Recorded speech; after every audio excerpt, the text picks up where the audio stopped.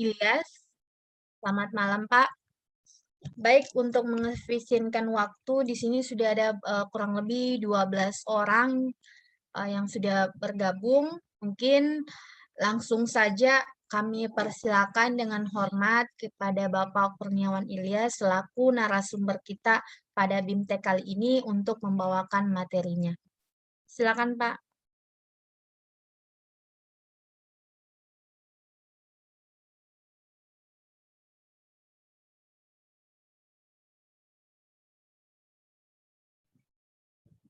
Ya baik, terima kasih. Assalamualaikum warahmatullahi wabarakatuh.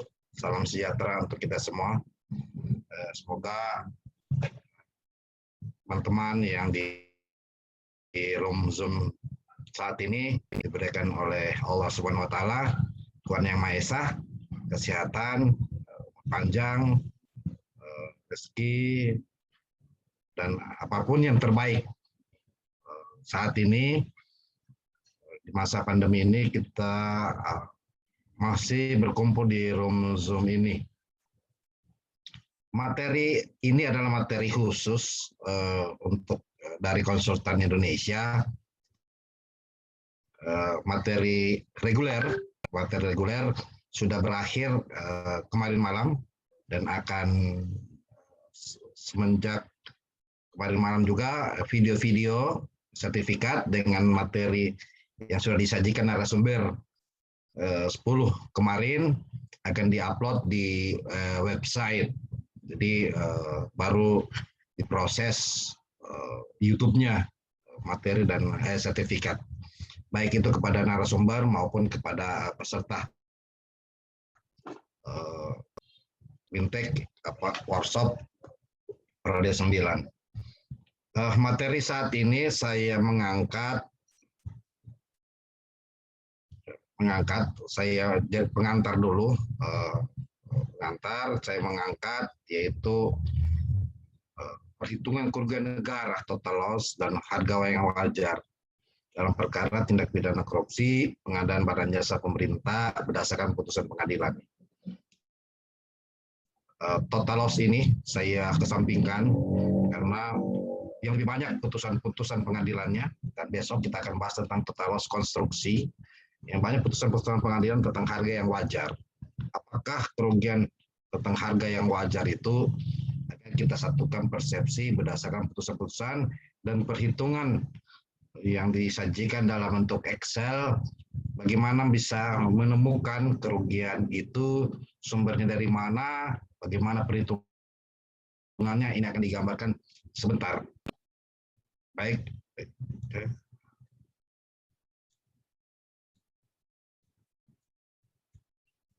Ya, saya PNS Inspektorat Kota Kendari, mengajar keuangan pemerintah daerah, S1, S2 Hukum, sama S3, Pokja pemilihan dari 2008 sampai 2015 di Pemda Kota Selatan, petugas K3, pejabat pengadaan 2019 sampai 2020, ahli perhitungan PKDN tentang PBJ, baik itu tentang barang, konstruksi, jasa lainnya, dan konsultan.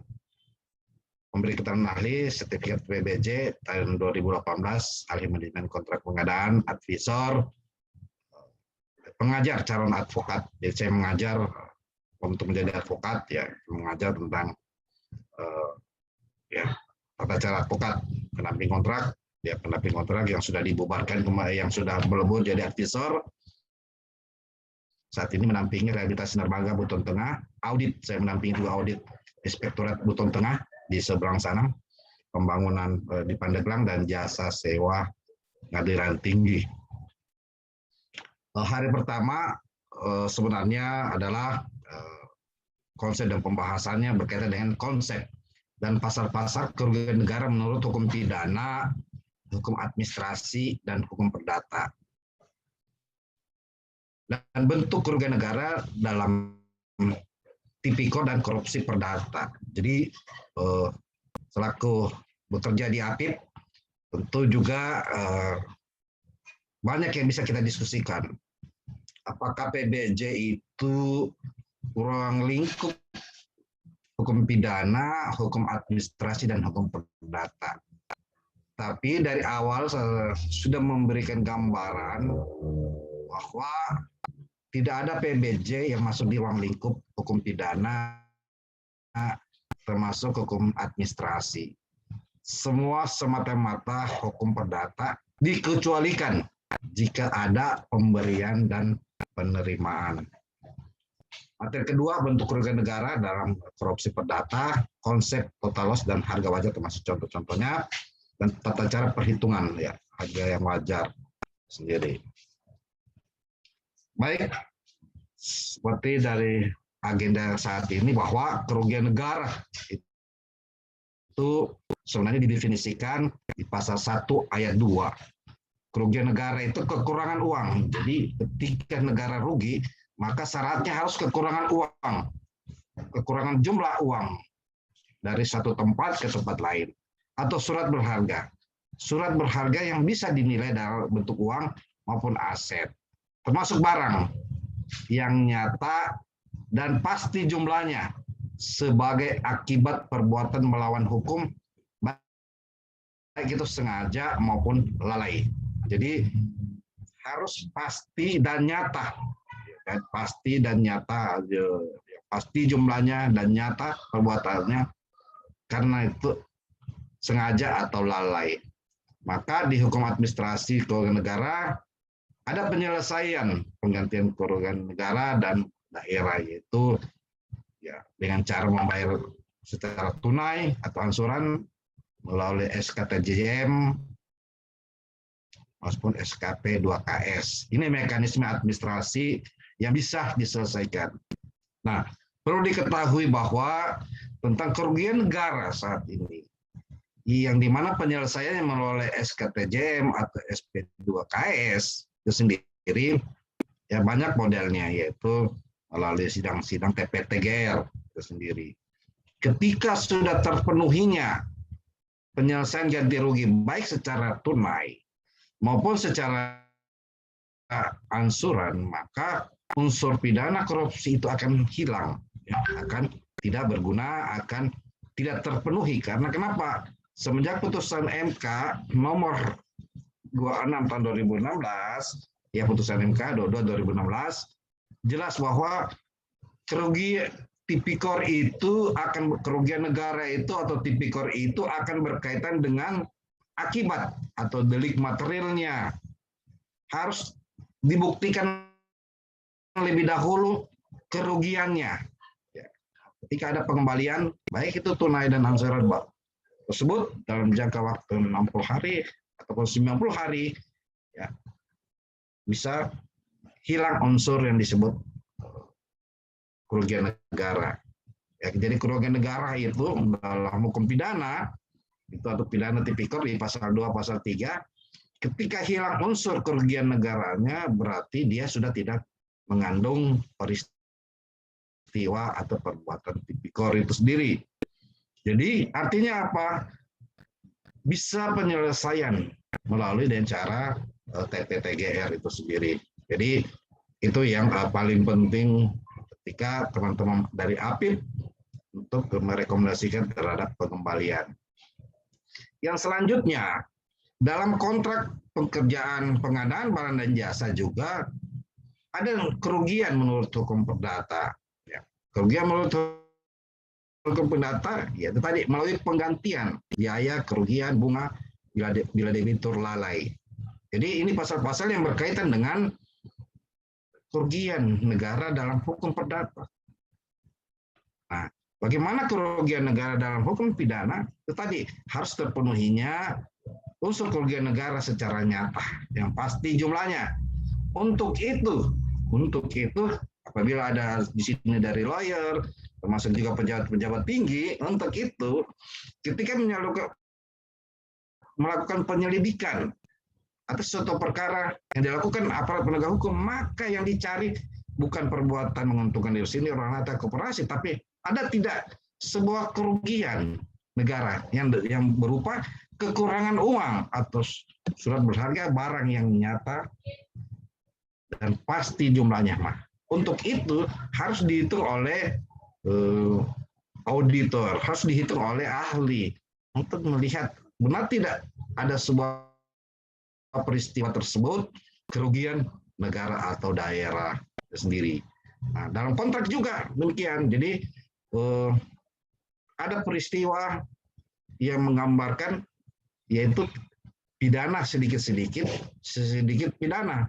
Inilah yang harus diluruskan juga teman-teman APH. Saya beberapa kali diskusi ke teman-teman APH bahwa untuk kontrak konstruksi, untuk kontrak pengadaan barang dan jasa tidak ada mengandung unsur pidana. Meskipun ada persinggungan keuangan negara, karena mekanisme penggantian biaya kerugian, bunga dan lain-lain sudah diatur di hukum kontrak pengadaan barang dan jasa. Tidak kecuali yang bersangkutan ya lalai ataupun tidak menunjukkan itikat yang baik untuk mengembalikan sebagaimana pasal 1243, 1244, maka pidana korupsi adalah ultimum remedium, upaya terakhir terhadap masalah tersebut. Untuk itu, inilah yang perlu diluruskan. Nah, untuk atas dasar itu, segala bentuk audit atau pemeriksaan terhadap pekerjaan pengadaan barang dan jasa pasti merekomendasikan yaitu penggantian atau biaya maupun kerugian dalam bentuk bunga dan lain-lain. Itu kata kuncinya. Jadi ada 3 perspektif. Nah, bentuk-bentuk kerugian nggak ada hubungannya tipikor ya. Jadi ketika seorang auditor atau seorang pemeriksa, seorang apip akan melihat bentuk kerugian negara dalam hubungannya tipikor, yaitu ada hak negara. Jadi ketika seorang pejabat administrasi, seorang pejabat pemerintahan ya, tidak memungut pajak untuk diberikan kepada negara, ataupun juga mengabaikan, ataupun juga tidak menjalankan sepenuhnya, yaitu memungut pajak, termasuk juga mengeluarkan keuangan, mengendalikan uang atau pinjaman. Jadi ini hak negara ya, hak keuangan negara. Inilah yang disebut teman-teman dari APH bahwa inilah persinggungan tersebut. Nah, kewajiban negara menjalankan pelayanan umum ya, pelayanan umum dalam membayar tagihan kepada pihak ketiga. Nah, selanjutnya yaitu penerimaan pihak ketiga ini diatur dalam pasal 1 pasal 2 Undang-Undang 17 tahun 2003 tentang keuangan negara. Selanjutnya yaitu penerimaan negara, pengelolaan negara, penerimaan daerah dan pengelolaan daerah. Jadi inilah yang disebut keuangan negara. Di luar dari ini tidak tergolong keuangan daerah. Jadi kekayaan daerah yang dikelola sendiri atau oleh pihak lain berupa uang, surat berharga, piutang, barang, serta hak-hak lainnya yang dapat dinilai. Jadi yang hak-hak lainnya yang dapat dinilai dengan uang termasuk kekayaan yang dipisahkan pada perusahaan. Nah, ketika kita memeriksa, melakukan audit secara umum, maka kenapa BUMD, kenapa BUMN bagian dari keuangan negara? Karena sudah disebutkan di pasal 2 ya, Undang-Undang 17 tahun 2003. Ya, termasuk kekayaan yang dipisahkan. Kalau ada kekayaan dalam bentuk penyertaan modal dari negara atau daerah, itu bagian dari pemeriksaan keuangan negara atau kekayaan lain yang diperoleh dengan menggunakan fasilitas yang diberikan pemerintah. Nah, kerugian negara ini dalam hubungannya korupsi. Jadi ada korupsi perdata, yaitu ongkos-ongkos biaya cetak, bunga, keuntungan, dan lain-lain. Kreditor kehilangan keuntungan, diharapkan kerugian karena kerusakan, kehilangan barang, kreditor akibat lalai debitur. Jadi inilah kerugian dalam korupsi perdata. Caranya apa? Itu dengan pengembalian. Ketika setelah ada audit, maka dengan ada penggantian ya terhadap dari debitur, dari penyedia. Ya, jadi pengertian dalam hukum perdata dari debitur ini penyedia kepada kreditur dalam hal ini pengguna jasa. Jadi sumber kerugian negara itu bisa dilihat pertama aset ya, barang yang telah dinilai dalam bentuk uang atau dalam bentuk lainnya. Yang kedua, kerugian negara adalah tidak menjalankan kewajiban. Apabila pejabat negara atau pejabat administrasi pemerintah tidak menjalankan kewajiban untuk mengendalikan pekerjaan, umpamanya pekerjaan proyek, maka dia termasuk bagian dari sumber kerugian negara. Yang ketiga adalah penerimaan. Pejabat administrasi, pelaku pengadaan dalam hal ini tidak melakukan pemungutan atas denda, atas jenis-jenis penerimaan, maka dilakukan sumber dari kerugian negara. Yang keempat adalah ekspenditur, yaitu pengeluaran belanja yang dikeluarkan oleh pejabat pembuat komitmen, pejabat pendanaan kontrak, kuasa pengenalan dan penganggaran, itu dilihat dari bentuk pengeluaran kepada pihak penyedia.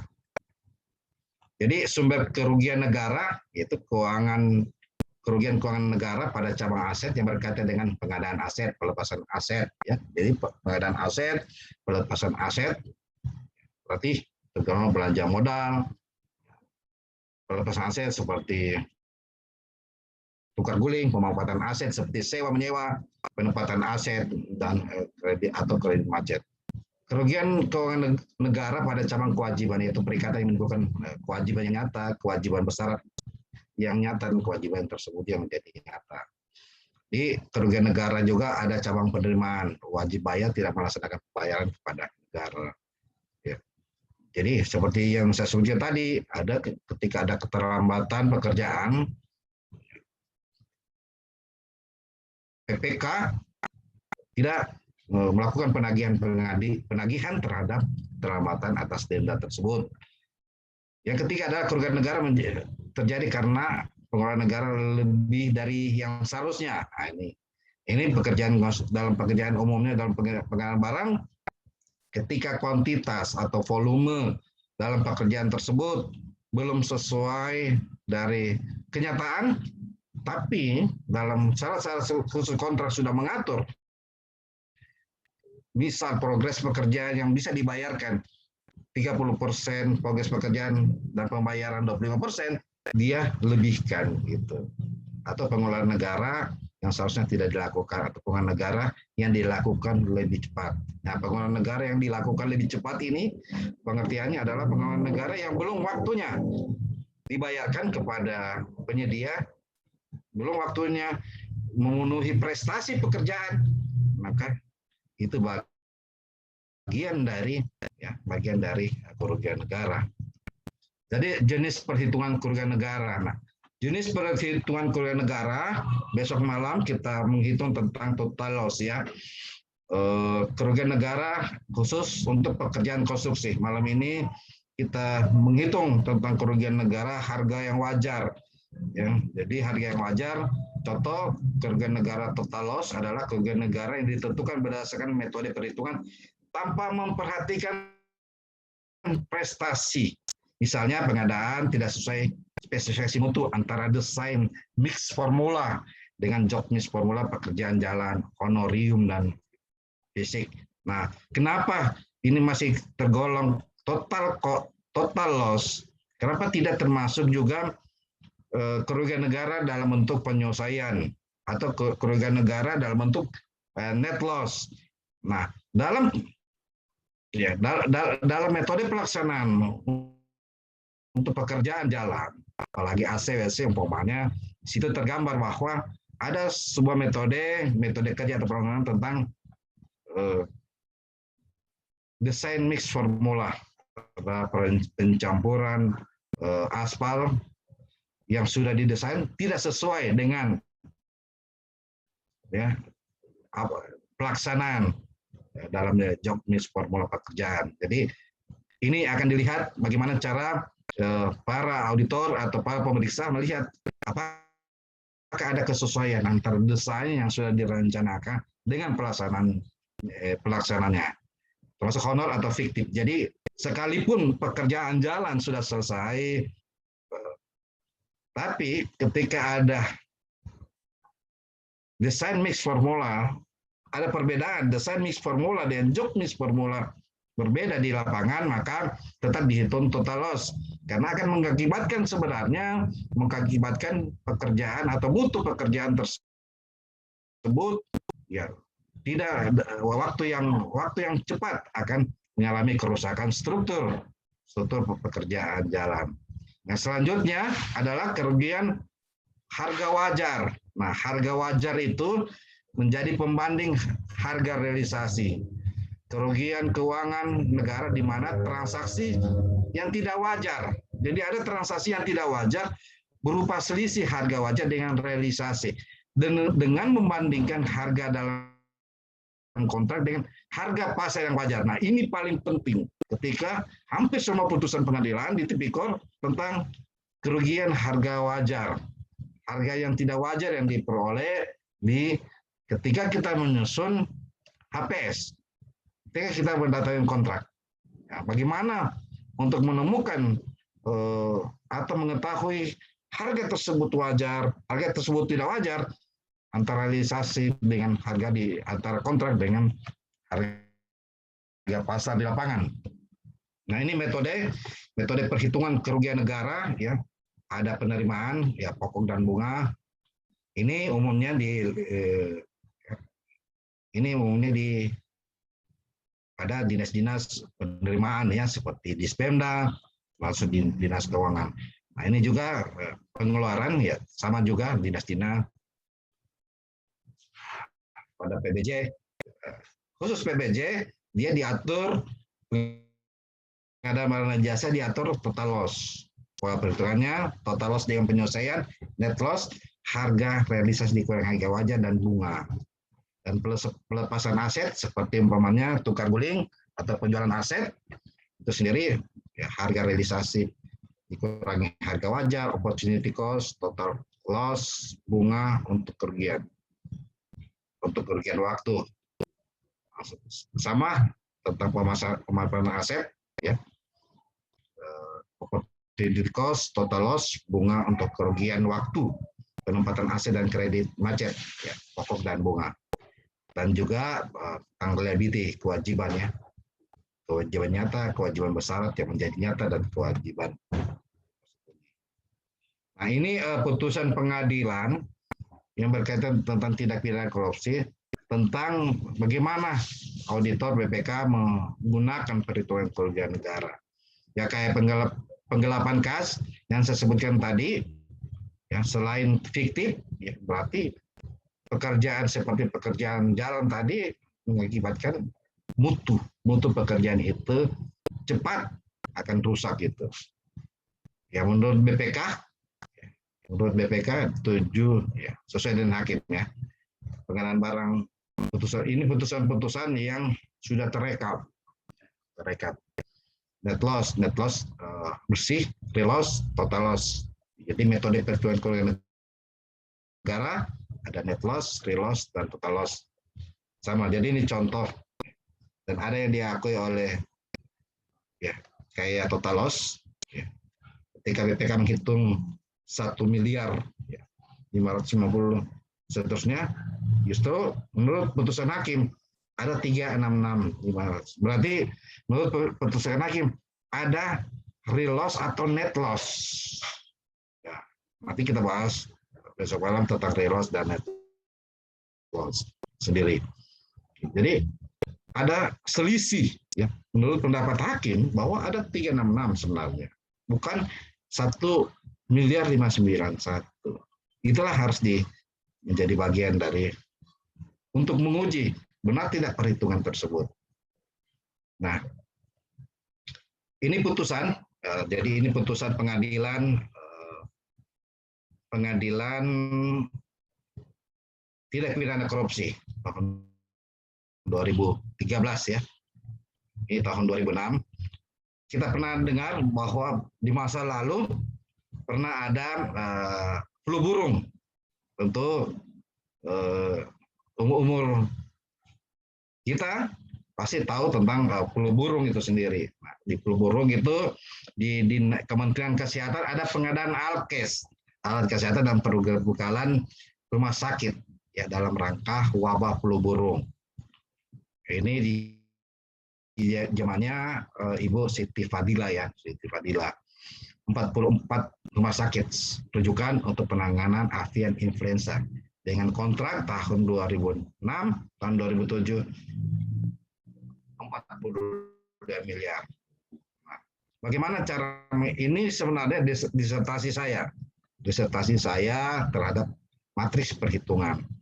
Bagaimana caranya menghitung ini uraian HPS, real cost, harga pasar, PPN, dan keuntungan. Versi markup, jadi kerugian harga wajar ini berarti sering dalam bahasa medianya itu ya yaitu markup, penggelembungan. Nah, kalau tadi pelepasan aset itu disebut markdown, artinya dimurahkan gitu. Padahal nyata-nyatanya harus tinggi kalau ketika pelepasan aset atau tukar guling. Tapi dalam peristiwa pengadaan tanah biasanya ataupun juga dalam peristiwa bukan pengadaan atau tukar guling gitu, tukar guling atau pelepasan aset itu sendiri. Jadi ada versi markup. Jadi 42 miliar ini versi markup. Bagaimana menentukan versi non markup? Sehingga total kerugian menurut BPKP dalam keterangan ahli dari jasa penuntut umum 9 miliar. Ya. Baik, kita dasar-dasar dulu tentang kewajaran harga ya, kewajaran harga. Jadi ketika kita ingin menunjukkan bahwa suatu pekerjaan pengadaan barang dan jasa, pengadaan barang dan jasa, kita lihat bagaimana kewajaran harganya. Item yang dapat diterima sebagai biaya faktual, misalnya berapa harga, ya bisa kompres umpamanya, ataupun stetoskop kalau untuk pengadaan alkes. Ya. Berapa biaya faktual? Bukti transaksi, bagaimana menyusun HPS-nya, keuntungan yang wajar. Untuk menentukan keuntungan yang wajar, pasti kita lihat banyaknya volume kebutuhan. Ya. Jadi ketika kita menyusun HPS atau kewajaran harga, maka kita lihat dulu bagaimana model banyaknya volume kebutuhan. Nah, utamanya pemeriksa yaitu auditor akan melihat berapa jumlah ataupun spesifikasi jumlah dari pengadaannya. Misalnya untuk pengadaan seluruh puskesmas, ya, seluruh puskesmas di Kabupaten A, di mana jumlah puskesmas kurang lebih 30 puskesmas. Tentu untuk pengadaan yang sifatnya non e-katalog, maka di sini akan dilihat banyaknya volume ataupun spesifikasi jumlah. Semakin banyak volume, semakin besar potongan harga. Itu hukum pasarnya. Jadi pemeriksa akan melihat kalau volumenya banyak, pasti semakin banyak volume, semakin besar juga potongan harga. Semakin banyak volume diusahakan ke penyedia kepada pemasok utama. Jadi ketika kita mau menyusun atau pemeriksa ataupun auditor melihat permasalahan pengadaan yang volumenya lebih besar, maka dia akan melihat bukan harga di toko, bukan dia pergi di toko A, di toko B, di toko C, dia melihat bagaimana harga pemasok utamanya, vendor utamanya. Jadi itu akan dilihat karena kenapa? Karena PPK juga ketika menentukan berapa kuantitas atau dimensi ataupun juga jumlah volume itu sendiri, sebaiknya jika volume besar yang bisa menjamin ketersediaan barang tersebut, ketersediaan kebutuhan tersebut, maka memiliki data atau data survei, melakukan survei kepada pemasok utama. Misalnya pengadaan semen, misalnya untuk pekerjaan gedung. Ya. Kita melihat, pemeriksa akan melihat bukan di toko-toko ruko umpamanya. Dia akan melihat di mana, mengambil data di mana di grosir ataupun di agen atau distributor umpamanya. Tidak melihat lagi dasar ke toko-toko, karena di toko-toko itu sudah lapis ya kedua, lapis ketiga dari harga. Karena kalau distributor, agen atau pabrikan atau pemasok utama itu harga dengan lapis pertama. Ya tentunya dengan banyak volume dalam hukum pasarnya akan menjadi potongan lebih besar. Ya potongan lebih besar termasuk diskon. Yang kedua, di level penyedia yang memenuhi dia dari aspek kebutuhannya. Jadi untuk mengetahuinya itu tadi di level penyedia yang memenuhi perlu dilihat dari aspek volume kebutuhan atau praktek bisnisnya yang wajar dari posisi level mana. Ya, jadi kalau volume yang besar maka di level distributor atau di level pemasok utama. Kalau yang volumenya sedang, ya hanya ukuran sedang, ukuran besar dan ukuran kecil itu belum terukur secara jelas, tapi bisa ditelusuri apakah pekerja ini mempunyai volume yang atau kebutuhan yang besar atau tidak gitu. Selanjutnya di level penyedia, ya ada praktik bisnis. Nah, ketika kita melihat umpamanya harga semen yang disusun oleh PPK, kita melihat dulu di mana pemasok utamanya. Kita bandingkan daftar kuantitas dan bukan daftar upah dan bahan itu sendiri. Sama halnya di pengadaan alat kesehatan, dia akan teman editor akan melihat harga pembanding, membandingkan antara harga pemasok utama dengan harga yang di level grosiran, di level toko. Itu. Jadi pembandingnya itu adalah dalam bentuk berita acara atau survei. Dia melihat auditor akan meminta kepada PPK untuk menunjukkan berapa harga survei saudara pada saat pembelian alat kesehatan tersebut, pada saat menghitung berapa kebutuhan semen, besi, umpamanya. Jadi itu yang dilihat. Jadi harga pembanding pada volume sedikit dengan volume banyak. Ya. Jadi ketika dia seorang editor akan melihat yang volume banyak berapa, volume sedikit berapa potongannya ataupun berapa harga yang volume banyak dan berapa harga volume yang sedikit, termasuk diskon-diskon, termasuk juga fasilitas lain, misalnya pengantaran umpamanya, pengantaran material seperti besi, pengantaran material seperti semen, batu dan lain-lain, pasir. Jadi itu. Jadi pemeriksa akan masuk di level tersebut gitu. Jadi sehingga bisa menemukan barang ini wajar atau tidak wajar. Ada selisih antara ketika kita menyusun APS dengan harga pasar. Harga pasar itu bukan semata-mata harga barang tersebut.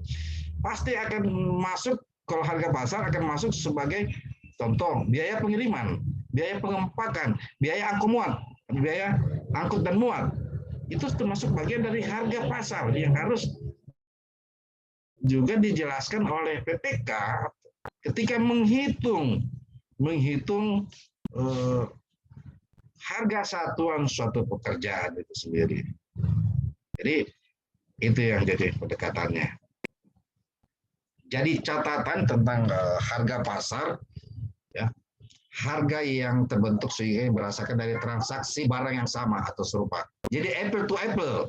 Jadi apple to apple. Ketika kita lihat umpamanya kalau kita ketahui spesifikasi teknis umumnya untuk pengadaan barang, ya kita lihat spesifikasi teknis. Kalau obat pasti komposisi. Kalau alat kesehatan spesifikasinya ada 2 jenis, ya, baik itu standarisasi yang dikeluarkan oleh Kementerian Kesehatan maupun juga spesifikasi teknis yang beredar di pasaran itu sendiri, maupun spesifikasi teknis tentang fungsi dan kinerja. Jadi macam-macam jenis spesifikasi teknis, baik itu spesifikasi teknis sampel, spesifikasi teknis komposisi, spesifikasi teknis merek. Ya. Jadi itu akan pemeriksa akan membandingkan apple to apple itu sendiri. Yang kedua, pemeriksa juga melihat tanggal dan transaksi, harus berdekatan ketika melihat harga yang wajar. Ketika ada laporan atau bentuk pertanggungjawaban yang disajikan oleh PA pengguna anggaran, kuasa pengguna anggaran, atau pejabat pembuat komitmen atau pejabat penangan kontrak, maka apakah dalam menyusun harga, dia menyusun harga antara hasil temuan dari pemeriksa dengan yang disusun harga oleh BPK berdekatan. Artinya tidak terlalu jauh beda waktunya. Kalau harga yang sangat fluktuatif itu juga akan jadi bahan gitu. Terakhir, termasuk ada catatan pasar domestik, regional, harga pasar internasional termasuk bersama struktur pasar dan keterkaitannya.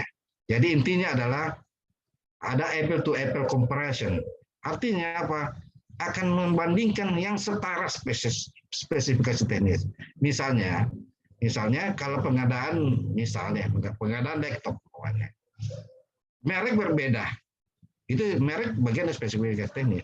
Tapi ketika RAM-nya merek HP, RAM-nya merek Acer, maka pendekatannya harus setara dengan RAM. Pokoknya RAM-nya 265.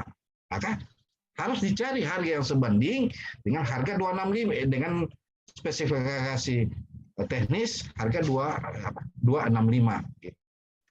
Meskipun merek yang berbeda. Itu tentang pemeriksaan terhadap apple to apple comparison. Nah, harga perkiraan sendiri. Nah, ini yang paling penting.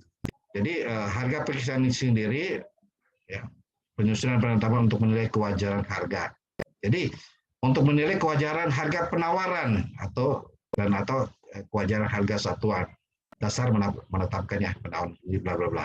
Jadi penyusunan aturan mulai Kepres 80 tahun 2003 sampai kurang lebih 7 perubahannya, Perpres 54 tahun 2010 sampai 4 perubahannya, dan Perpres 16 tahun 2008 sampai yang terakhir 12 tahun 2021. Ini ketentuan tentang bahwa untuk menilai kewajaran harga penawaran dan kewajaran harga satuan. Jadi tentang kewajaran harga penawaran dan kewajaran harga satuan. Jadi mulanya tentu pemeriksa juga akan melihat berapa harga setempat di lokasi tersebut. Nah, kalau tidak dengan harga yang informasi atau lembaga resmi. Nah, ini umumnya dalam menyusun juga kewajaran harga ataupun HPS sendiri lebih banyak menggunakan SSH, harga satuan, ya, harga satuan daerah. Itu juga. Selanjutnya daftar tarif, ya. Jadi ketika kita memiliki volume banyak,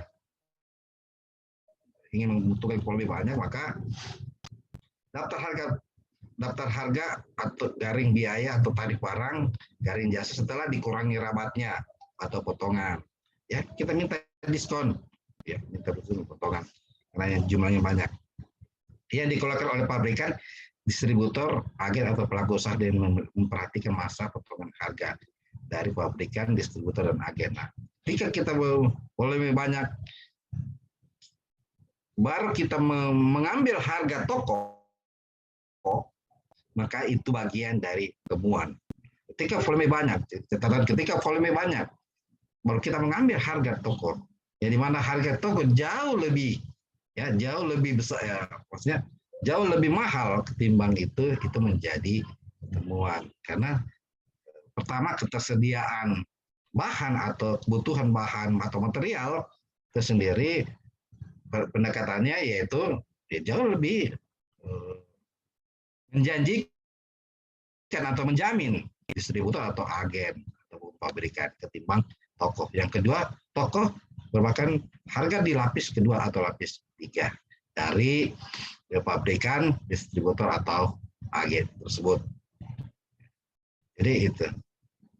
Selanjutnya kita juga melihat harga kontrak jenis yang pernah atau sedang dilaksanakan, termasuk kurs. Nah, kurs atau inflasi ini ada rumusnya melalui pendekatan perkalian yang berapa inflasi setiap tahun, setiap untuk daerah itu dikalikan dengan harga terhadap bahan yang sebelumnya dan yang sesudahnya. Terima kasih, saya masuk di perhitungan ya.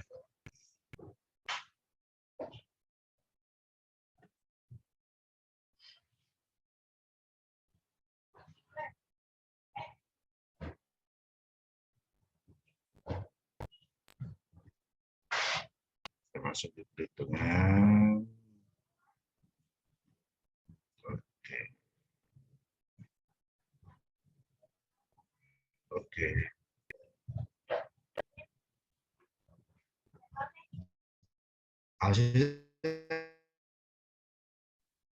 Kelihatan Iya, Pak. ya? Iya, Pak, muncul, Pak. Riza. Iya, Pak, muncul, Pak. Ya. Ini ya. Jadi ini kertas kerja ya, kertas kerja. Kenapa saya kertas kerja? Ketika saya disertasi saya sebenarnya ini, tapi bagian dari putusan juga.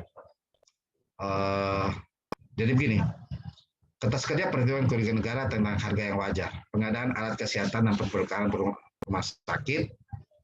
Ya untuk ini kita masih ingat benar ini ada flu burung di saat itu. Sebesar 42 miliar. HPS-nya 42 miliar. Kenapa dikatakan markup? Kenapa dikatakan markup? Hasil audit BPKP ditemukan kemahalan. Ditemukan kemahalan untuk pengadaan keseluruhan alat kesehatan dan pembekalan rumah sakit 9 miliar itu sendiri, sejumlah 300. Nah, yang tidak markup-nya bagaimana? Ya. Ketika ada temuan, maka yang tidak markup-nya adalah pengurangan antara harga markup dengan selisih, yaitu audit kerugian negara, yaitu 33 miliar 1379. Ini bisa dilihat putusannya di yang saya sebutkan tadi, di putusan pengadilan negeri Jakarta, bahwa kerugian terhadap hasil perhitungan BPKP kurang lebih 9 miliar 300 lebih. Nah, bagaimana mengetahui real cost-nya? Jadi biaya yang nyata dikeluarkan. Jadi biaya yang nyata dikeluarkan. Jadi untuk mengetahui real cost yang markup, maka kita menggunakan volume perhitungan tersebut ya. Pembaginya, jadi ini pembaginya. Jadi diperoleh tentang total harga yang markup sini dikali 100 dibagi 110 akan menghasilkan 38 miliar yang markup untuk real cost ya, real cost. Bagaimana yang tidak markup? Ya, yang tidak markup yaitu tadi total HPS atau total kontrak ya. Jadi total kontraknya ya, total kontrak ya, bukan HPS ya. Total kontrak. Masih terbawa HPS. Total kontrak ya.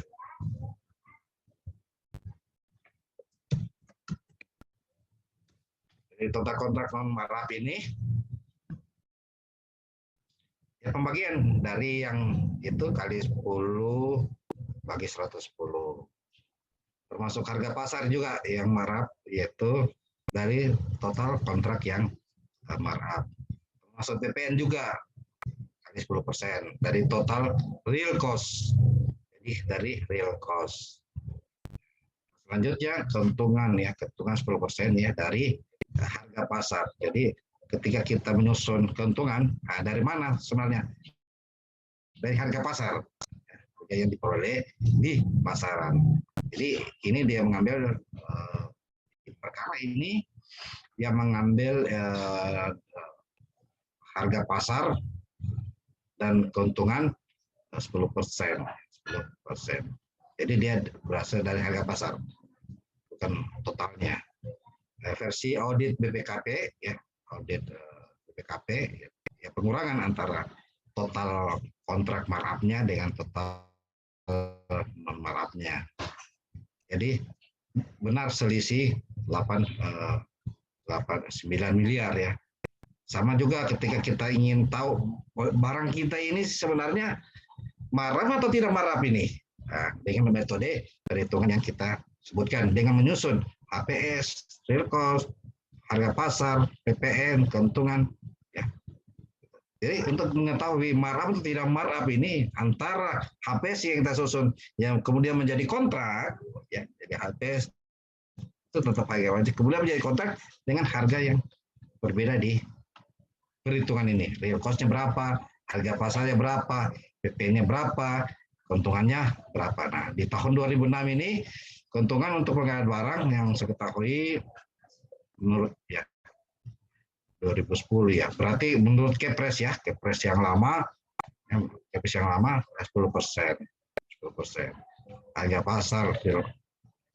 Nah, ini di sini disebutkan kebenaran. Jadi ketika pemeriksa akan melihat kebenaran material pekerjaan, baik dari segi jumlah material pekerjaan, jumlah barang, volume atau kualitas yang telah dibayar melalui kas daerah. Nah, ketika melalui kas daerah atau kas negara dibayar kepada penyedia, rekening pemerintah atau bendahara pengeluaran biasa antara selisih kelebihan dan pembayaran merupakan kerugian negara.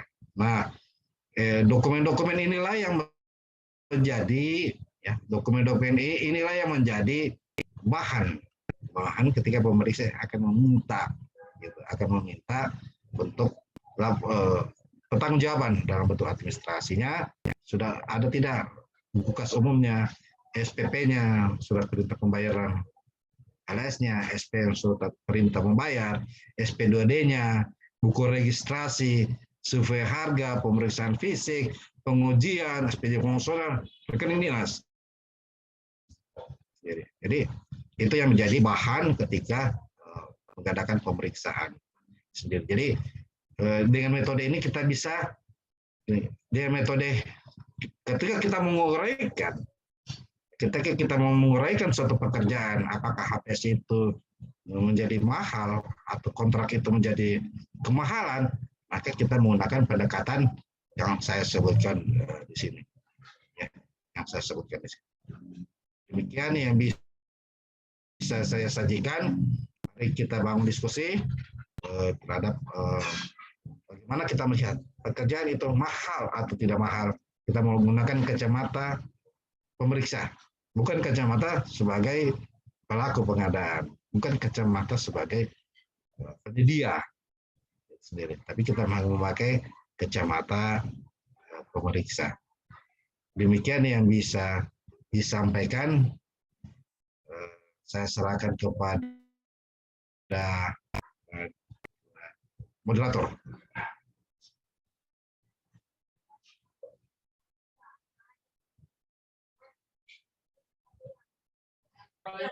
Baik Pak, terima kasih Pak atas pemaparan materinya mengenai dengan kerugian negara dan terakhir juga telah ditampilkan tentang kertas kerja perhitungan kerugian negara harga wajar. Ya, baik untuk Bapak dan Ibu yang masih bergabung di room Zoom, silakan mungkin jika ada yang ingin didiskusikan bersama narasumber kita atau ada yang ingin ditanyakan, silakan silakan melakukan diskusi langsung bersama dengan narasumber kita. Ya, Oke, baik, silakan Pak dari Bapak Fahrudin, silakan Pak di Sulawesi Tengah. ya, terima kasih moderator. Assalamualaikum Pak Kurniawan. Waalaikumsalam. Ya, sukses selalu Pak. Terima kasih Pak. Saya sudah dengarkan beberapa materi. Saya kira bagus sekali ini. Memang ini tentang kerugian negara Pak. Setelah kita diperiksa, biasanya yang terjadi itu total harga kontrak kita dimuat Pak. Padahal temuannya hanya pada misalnya pekerjaan di tengah-tengah begitu, tapi begitu di push itu total loss yang disebutkan Pak. Total kontrak disebutkan biasanya pemeriksa. Nah, yang saya tanyakan di sini ada beberapa hal Pak. Yang pertama, ini sebetulnya ini HPS ini kan Pak tidak bisa kita menjadikan dasar sebagai kerugian negara ya. Jadi kita melihat kontrak. Kemudian dalam menyusun harga ini Pak, biasanya kita PPK itu melihat lima dasar biasanya Pak, 5 sumber kalau kita menyusun HPS. Karena kan kita selalu takut ini harga markup tidak. Nah, cuma kadang-kadang yang merusak harga HPS juga, bukan juga merusak Pak ya, biasanya yang terendah itu di antara 5 unsur itu, kan biasanya kita 5 itu Pak, pertama harga dari kementerian, misalnya dari Kementerian Perhubungan. Kalau kita di proyek-proyek perhubungan ya, pertama yang paling atas. Kemudian harga-harga dari keputusan gubernur. Kemudian harga dari kabupaten di mana proyek itu dibangun. Itu yang ketiga. Yang keempat, harga pasar. Harga pasar, survei. Nah, yang kelima, harga kontrak yang sama pekerjaan yang sedang berlangsung atau yang tahun lalu. Nah, biasanya kita gunakan itu yang kelima, Pak. Sementara pada saat yang kelima ini, waktu itu bantingnya itu sampai 25%, Pak. Dia banting harga. Dia pemenang. Akhirnya dia sebagai patokan dasar kita. Nah, bagaimana tanggapannya Bapak itu, Pak? Ketika Bapak lagi menyusun HPS untuk berikutnya. Apakah memang sudah harus yang terakhir itu, Pak, yang kelima, harga kontrak yang pekerjaan yang sama yang tahun sebelumnya, yang pada saat itu terjadi misalnya terjadi harga yang menurut saya dia sudah banting sampai 25%, Pak. Nah, tapi waktu pekerjaan itu juga selesai juga, Pak. Selesai baik, diterima oleh PPK baik. Nah, itu kan berarti hal itu yang sebenarnya yang paling wajar, Pak, menurut saya. Tapi saya meminta pandangannya Bapak.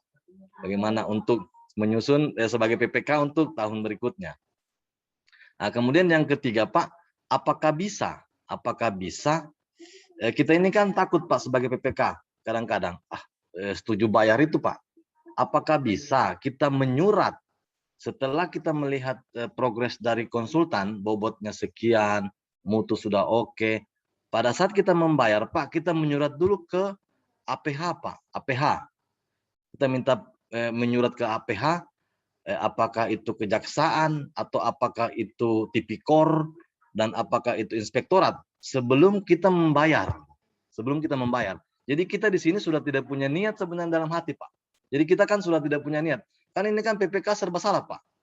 Dia ini salah, dia ini tidak bayar salah. Jadi kita minta dulu persetujuan dari APH untuk setelah dia oke kita bayar. Bisa enggak begitu, Pak? Nah, itu mungkin pertama, Pak. Yang ketiga, terima kasih, Pak. Mungkin dari saya. Ya, baik, terima kasih. Yang saya tangkap yang kedua dan yang ketiga. Yang pertama nanti bagaimana? Nanti Aziza yang tambahkan. Pertama, bagaimana sih itu HPS? Sebenarnya harga perkiraan sendiri karena bukan dasar untuk nilai kerugian negara kan begitu. Jadi kita sudah satu channel bahwa di aturan bahwa bukan dasar oleh kerugian negara. Nah, kemudian menjadi kontrak ya. Kontrak proses menjadi kontrak itu proses tawar-menawar ya. Tawar-menawar antara penyedia ya, antar penyedia terhadap pekerjaan dan disepakati menjadi kontrak itu sendiri. Nah, ketika APIP atau auditor akan melihat bahwa pekerjaan itu terdapat kemahalan, orang bilang markup itu sendiri, pasti sumbernya harga kontrak dengan harga pasar. Nah, pembentuk undang-undang sejak dulu sebenarnya, kalau pernah saya lahir dari Kepres 80, pembentuk undang-undang ya Kepres 80 kata kena 2008. Ya 2008. Pembentuk undang-undang sudah menyusun dari awal sebenarnya, yaitu harga pasar, Pak. Harga pasar itu pertama. Yang kedua, selama ini yang bentuk harga untuk pagu anggaran itu berdasarkan peraturan kepala daerah, berdasarkan peraturan menteri. Berdasarkan peraturan daerah dan peraturan menteri. Nah, ketika kita melihat harga pasar, itulah harga yang nyata secara pasar. Gitu. Dengan mencari apa? Mencari data yang berupa survei. Jadi pemeriksa tidak melihat harga yang dibentuk oleh SSA itu dalam perencanaan, dalam pagu anggaran. Kalau dalam menyusun pagu anggaran, oke, kita ketahui bahwa bisa kita menggunakan standar SSA atau standar biaya masukan daerah ataupun kementerian. Kita harus kembali mensurvei karena ketika kementerian menyusun biayanya, ada dua pola dia gunakan. Dia mengalihkan eskalasi yang rata-rata 15% atau 10 sampai 15%, atau dia ya, jadi atau dia mengalihkan 15 atau 10% itu untuk menyusun pagu pekerjaan. Jadi pagu anggaran yang tersebut menjadi batas tertinggi. Jadi batas tertinggi ketersediaan anggaran, Pak. Ya, jadi pembuat undang-undang sudah jelas bahwa di ranking pertama harga di lapangan harga pasar. Harga pasar. Ketika harga pasar tidak mendukung, tidak tersedia informasinya, baru kita cari SSA, baru kita cari peraturan pemerintah lainnya. Itu pun juga dasar untuk menyusun perencanaan pengadaan itu sendiri. Jadi kita harus lihat harga survei. Sama juga ketika kita, kalau apalagi kita bicara HPS kan kita ketahui 28 hari sebelum pemasukan penawaran. Masa laku ya. Iya, Mas. Artinya apa? Seyogyanya kita tinggalkan itu harga-harga SSH. Saya teman-teman di Inspektorat Kota Kendari, saya sudah beritahukan kepada PPK, kalau saudara menggunakan SSH atau SBM, saya akan berikan temuan. Harus saudara survei berapa harga, karena harga setiap, apalagi dalam kondisi pandemi ini, setiap waktu berubah. Jangan sampai terlalu rendah, tidak ada penyedia yang menawar, gitu, terlalu tinggi yang menjadi temuan dari penawar. Jadi harus ada data survei. Termasuk juga ketika konsultan perancangan nantinya. Konsultan perancangan itu mengambil data. Jadi ketika saya memeriksa kurang lebih 200 konsultan itu selama 1 tahun ini, dia mengambil harga yang terdahulu, harga yang lama di 2020 masih terlambat. PPK harus mereview tentang harga, daftar upah dan bahan. Termasuk kalau analisa kan sudah dalam ESNI, analisis setiap pekerjaan. Jadi lihatlah harga pasar. Jadi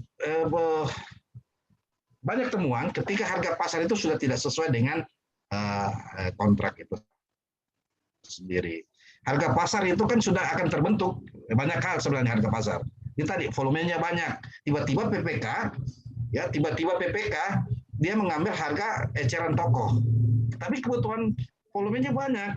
Pasti ada potongan diskon, ada biaya pengantaran lain, bagian dari harga yang wajar itu sendiri, sehingga menjadi kontrak. Jadi pasti sumbernya dari kontrak terhadap harga di pasar itu sendiri. Jadi hindarilah mengambil apa namanya sumber dari kementerian, karena dari kementerian itu dia perkalikan 10-15% di harga di tahun lalu, tidak melakukan survei, atau harga Jakarta, atau harga yang diperoleh di sekitarnya, bukan harga umpamanya di Sulawesi Tengah beda harga di umpamanya di kota Palu, beda harga di umpamanya di Morowali, umpamanya beda harganya, karena banyak faktor itu tadi, akses jalan, transportasi, sehingga harga itu berbeda masing-masing daerah itu sendiri. Jadi utamakan kita mengambil data, informasi ya di pasaran. Di pasar itu maksudnya di agen ya, kalau volume banyak, di distributor atau di pemasok utama maupun pabrikan ya. Jadi pasar itu bukan di eceran kalau volume banyak, tapi di harga-harga pemasok utamanya itu sendiri. Jadi itu yang pertanyaan kedua ya. Yang pertanyaan ketiga apa tadi, Aziza?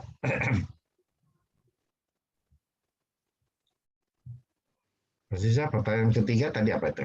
Ya Pak, jadi tadi pertanyaan ketiga mengenai dengan Sebelum pencairan itu, Pak. sebagai PPK Pak. Gini, Sebelum Pak. pencairan, kita menyurat, Pak, memberitahukan kepada APH. Ya. APH, apakah kita sekarang mau melakukan pembayaran. Jadi kita di backup oleh APH bahwa kita itu melakukan pembayaran sudah mereka ketahui, Pak. Itu kira-kira bisa tidak? Pertama, APH itu tidak punya baik unsur tupoksi atau penugasan tidak berwenang. Yang benar itu Bapak harus menyurat kepada APIP. APIP ya. Inspektorat sana. Kami di Kota Kendari setiap termen kami disurati untuk kami periksa secara fisik. Tidak sesuai dengan volume, tidak sesuai dengan mutu, suruh bongkar atau tidak ditindaklanjuti pembayarannya. Jadi saya sangat sarankan penguatan di APIP di Sulawesi Tengah sangat menunjang sekali, karena kenapa, ketika kita bicara di Perpres 12 tahun 2021 perubahan 16 tahun 2018 itu tadi peran APIP mereview pelaksanaan, mereview pemilihan serah terima dan lain-lain. Jadi APIP akan melihat dari sisi keuangan ke sisi manfaat itu sendiri ya. Jadi saya sangat sarankan kalau di tempat saya di Kota Kendari, keuangan mewajibkan, dinas BPKD mewajibkan harus ada review APIP itu sendiri ya. Review APIP, artinya APIP sudah bertanggung jawab atas kebenaran material terhadap pelaksanaan pekerjaan itu sendiri. Jadi bagian dari itu ya, review atau probity ya, probity. Demikian. Iya Pak, memang tadi 3 Pak. Saya pikir tadi 3 itu kejaksaan, tipikor, dan APIP. Jadi mungkin APIP aja Pak ya. Iya, tepat APIP. Iya. Terima kasih Pak. Terima kasih. Baik, terima kasih Bapak Farudin dari Sulawesi Tengah. Semoga dari ketiga jawaban narasumber kita bisa membantu. Ya, selanjutnya Pak, di sini ada pertanyaan dari Bapak Satya Widyananda. Izin bertanya Pak, perbedaan antara kerugian negara dengan kelebihan pembayaran dan kapan istilah kerugian negara digunakan? Baik. Kerugian negara, kita kembali di pasal 2 tadi ya, tentang keuangan negara. Jadi kerugian negara itu salah satu bagian dari ketika berkurangnya uang di kas daerah, lebihnya di penyedia itu dianggap kerugian negara. Lebihnya, ya, jadi lebihnya di penyedia, kurangnya di kas daerah, ya di kas daerah atau di rekening dinas, itu disebut kerugian negara. Jadi kapan istilah kerugian negara itu timbul? Ketika sudah ada pemeriksaan kerugian ya. pemeriksaan kerugian negara. Jadi akan dihitung jumlahnya berapa kerugian itu yang ditimbulkan oleh kelebihan. Misalnya ya, ketika volume pekerjaan dalam syarat-syarat khusus kontrak disebutkan dengan cara pembayaran termen, kita sudah sebutkan 30% progres pekerjaannya dan dibayar 25%, maka direalisasikan menjadi 30 ataupun 35% realisasi pembayaran, maka itu disebut kelebihan pembayaran. Meskipun juga 30 bobot pekerjaannya dan pembayarannya 30, tapi di syarat-syarat kontrak kita sebutkan 25% untuk pembayarannya dengan bobot 30%, itu disebut kelebihan pembayaran. Belum waktunya penyedia menerima pembayaran lebih karena prestasi yang tidak sesuai dalam yang tidak sesuai dalam syarat-syarat khusus kontrak itu sendiri. Jadi tadi itu tentang kapan kerugian negara itu disebutkan. Terima kasih.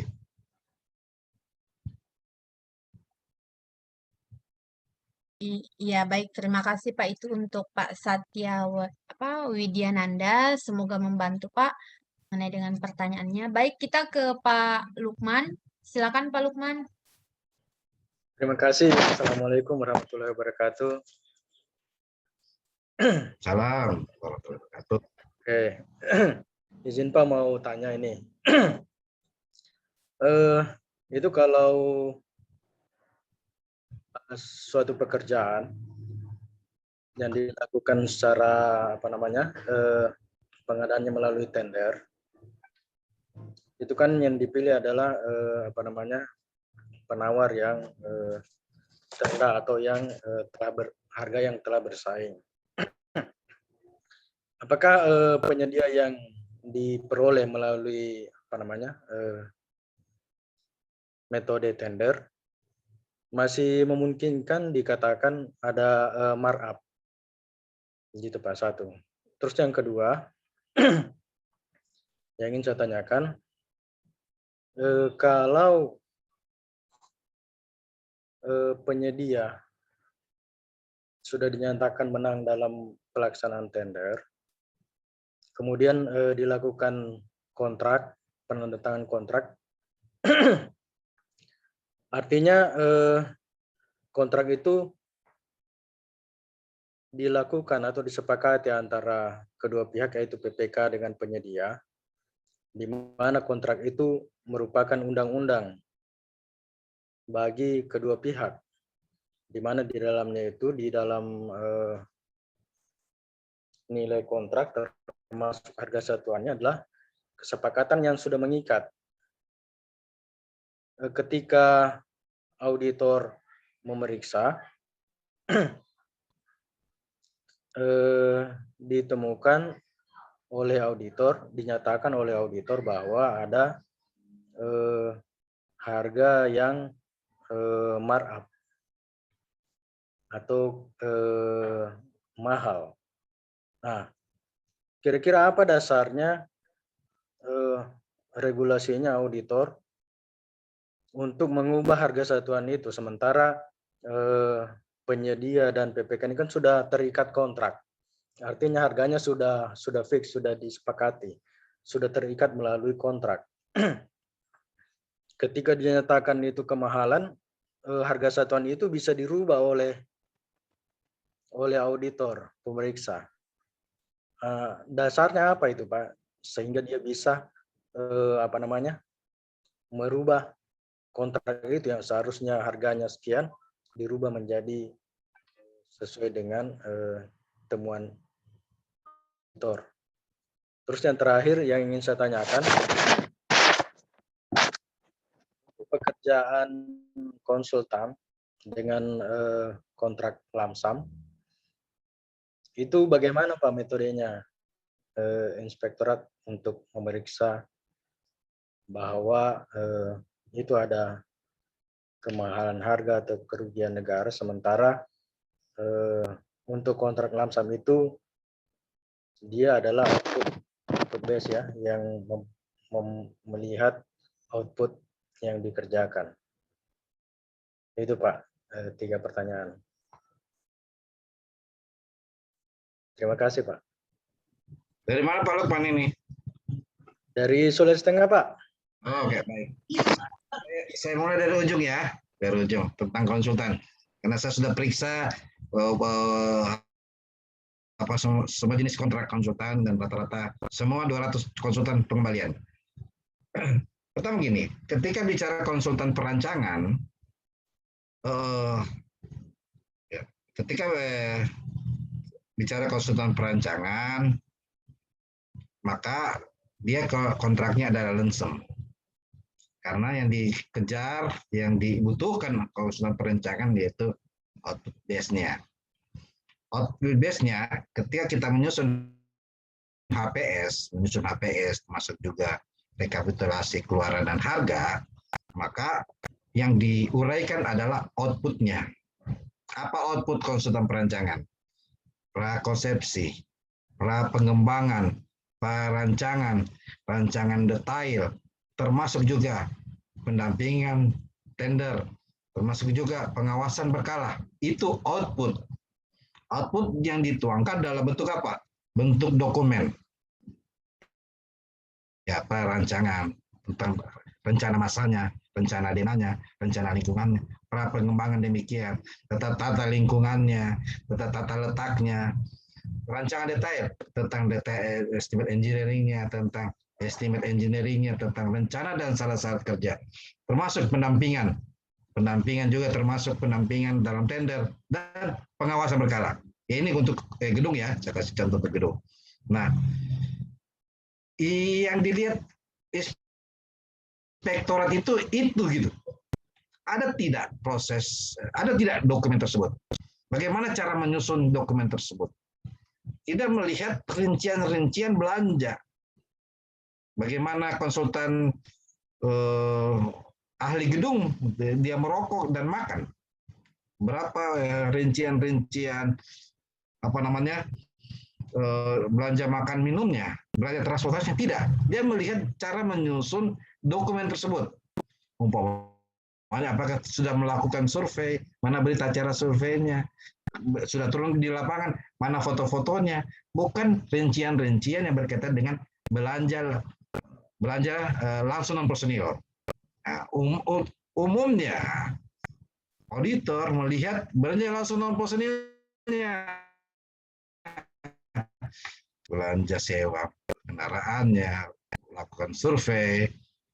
Yang kedua, belanja kerja antara ya penyedia dengan tenaga ahli. Jadi ketika satu orang per bulan 35 juta, inspektorat jangan melihat mana yang 35 juta sudah dia serahkan tidak kepada tenaga ahlinya. Bukan begitu. Karena keuntungan penyedianya itu termasuk juga bagian dari biaya tenaga ahli. Karena tenaga ahli itu 35 juta itu sudah mencakup keuntungan, biaya sosial, biaya-biaya lainnya. Jadi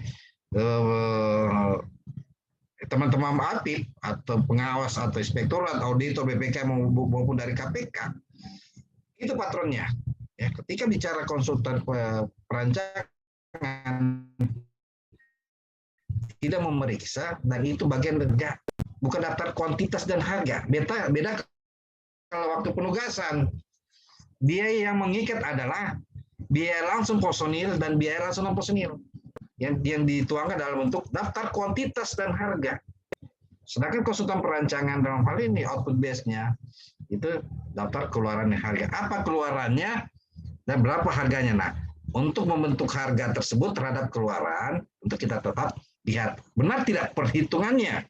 Apakah konsultan perancangan setiap tenaga ahli harus dibayar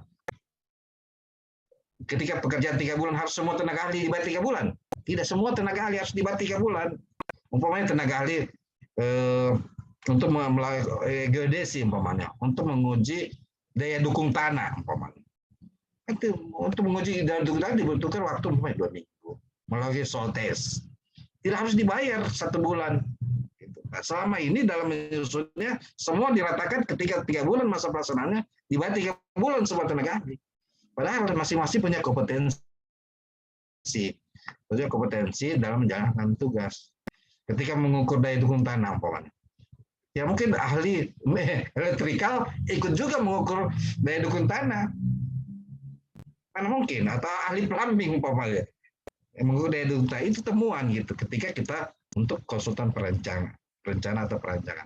Jadi hal sama juga dengan konsultan pengawasan. Jadi 200 kontrak yang saya periksa ini semua pengembalian. Karena cara menyusunnya, KAK-nya itu super salah, bukan salah lagi, super salah. Itu karena tidak diurai masing-masing kompetensi, penugasannya, pekerjaannya apa harus disebutkan dalam KAK dan menjelma ke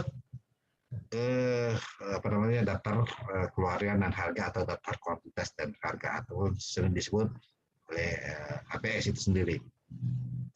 Terhadap harga satuan. Nah, harga satuan yang berdasarkan kontrak. Jadi ketika PPK, ketika ada kontrak kedua belah pihak ini, kesepakatan apapun yang dibangun, tentu sebagai auditor harus memeriksa apakah setiap harga satuan dasar itu ditemukan kewajarannya dengan melihat yang saya sebutkan tadi, kurang lebih 4 komponen besar. Real cost-nya, harga pasarnya, PPN, dan keuntungan. Maksudnya apa real cost? Harga yang dikeluarkan keseluruhannya. Baik itu harga pokoknya kah, begitu harga biaya pengepakan, biaya pengantaran, biaya apa saja yang menjadi dasar ketika umpamanya membentuk suatu pekerjaan itu sendiri. Misalnya pekerjaan pondasi, pekerjaan pondasi. Nah, pekerjaan pondasi kita ketahui real cost-nya apa? Pasti semen, pasti besi, pasti upah tenaga kerja, pasti air, pasti pasir ataupun batu itu sendiri. Nah, batu juga harus dihitung dari kuari berapa jaraknya. Semen juga harus dihitung berapa harga setempatnya ketika tiba di tempat. Jadi itu akan dihitung oleh teman-teman auditor untuk memastikan wajar tidak kontrak tersebut atau tidak, kemahalan atau tidak. Jadi komponennya tergambar di yang saya sebutkan di itu. Jadi ketika kita menyusun HPS dengan 4 komponen real cost, harga pasar, PPN, keuntungan, kita tuangkan dalam kertas kerja, saya punya keyakinan bahwa ini tidak akan kemahalan. Jenis pekerjaan apapun, tidak hanya barang, termasuk pekerjaan konstruksi. Itu memang itu harus diuraikan secara jelas sendiri. Jadi prinsipnya ketika bisa diuraikan dari HPS menjadi kontrak tersebut dapat dipertanggungjawabkan yang saya sebutkan tadi, real cost, keuntungan, termasuk juga harga pasar.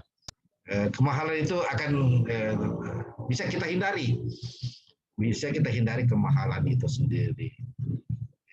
Jadi tentang harga satuan, sekalipun itu kesepakatan.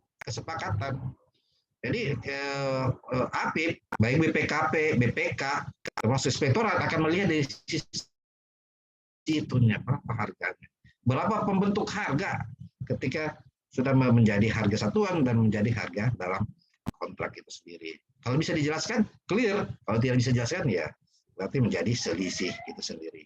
Demikian. Mungkin ada yang satu ya, ada 3 ya tadi ya. Apa mau ini? Iya Pak, ada 3 Pak. Sedikit. Yang ketiga Pak, tadi pertanyaannya mengenai dengan pekerjaan konsultan dengan kontrak lamsam. Katanya bagaimana metodenya untuk mengetahui bahwa itu merupakan kerugian negara? Oh sudah, kalau itu gampang sekali itu. Saya lihat saja output base-nya bagaimana cara membentuk, bagaimana menyusun konsultan prakonsepsi, prapengembangan, rancangan detail itu harus lihat dari sisi, bukan cara bagaimana dia belanja, ya, bagaimana dia biaya transportasi dan lain-lain, bukan termasuk itu. Demikian, Pak Lukman. Iya, Baik. Bagaimana Pak Lukman? Cukup Pak? iya tadi yang ingin saya tanyakan apa namanya terjadi kesepakatan penyedia dengan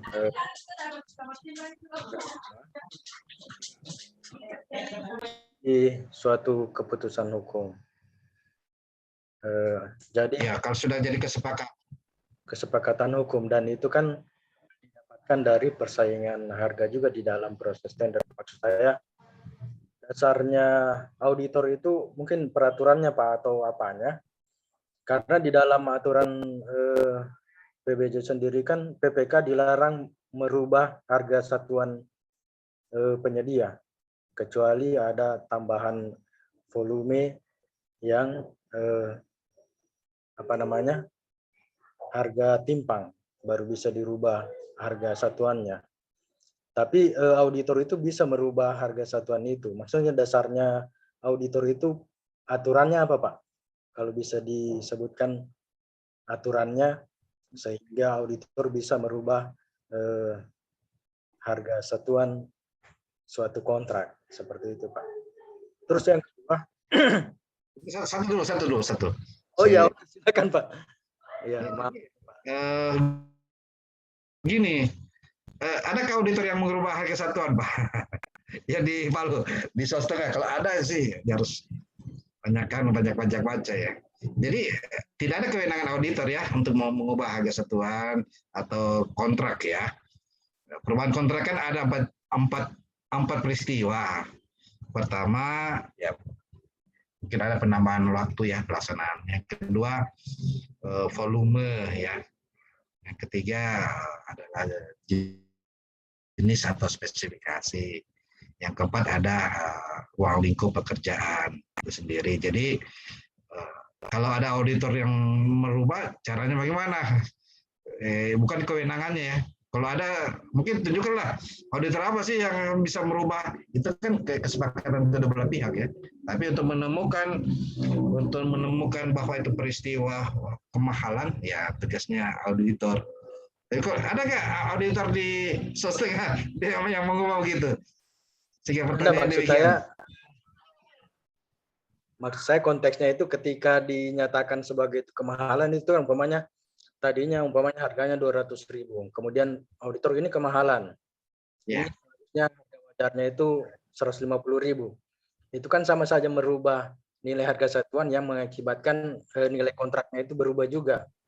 Yang seharusnya dibayar 2 miliar, tapi karena ada perubahan harga yang ditentukan seperti tadi itu menjadi kontraknya itu harusnya dibayar menjadi 1,5 miliar kayak begitu Pak.